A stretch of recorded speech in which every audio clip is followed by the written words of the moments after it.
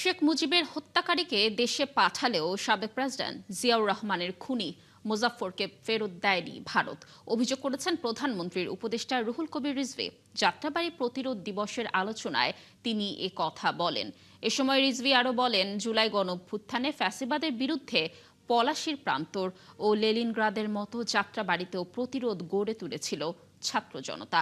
একই অনুষ্ঠানে অংশ নিয়ে প্রবাসী কল্যাণ ও বৈদেশিক কর্মসংস্থান প্রতিমন্ত্রী নুরুল হক বলেন, জুলাইয়ের সমস্যা স্থায়ীভাবে সমাধান না হলে দেশ আবারও রাজনৈতিক সংকটে পড়বে।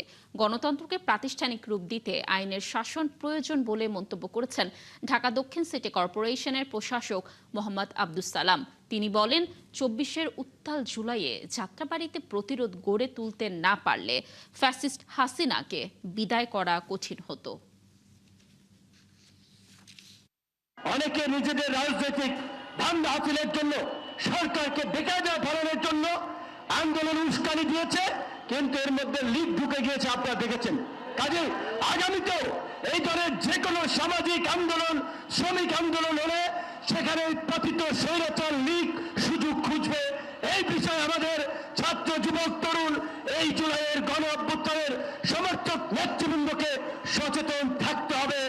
এই ফ্যাসিবাদী শক্তি যেন কোনোভাবে কোনো জায়গায় ঢুকে না যাওয়ার সুযোগ পায়।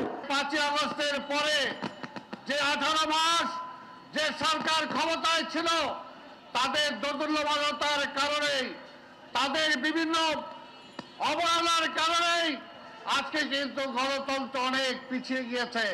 আজকে গণতন্ত্র যতটুকু ক্ষতিগ্রস্ত হয়েছে তাদের কারণেই কিন্তু হয়েছে। শুধু বিএনপি, ছাত্রদল, অন্য সংগঠন নেমেছে, তার পাশে অন্যান্য দল যে নামেনি তা না। জামাত শিবির নেমেছে, মাদ্রাসা ছাত্র নেমেছে, অন্যান্য ইসলামী দলগুলো নেমেছে। প্রত্যেকটা খবর দিচ্ছি তারা এখানে ওই গুলির মুখে বৃষ্টির মতো, শ্রাবণের বৃষ্টির ধারার মতো গুলি ফুটছে।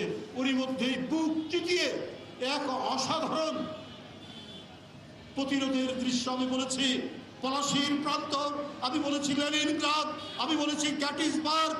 সেই প্রতিরোধের আরেকটি দৃষ্টান্ত তৈরি করেছিল সেই দিন আপনার এই যাত্রাবাড়ি, এই শনিরাখারা, রায়েরবাগ ইত্যাদি।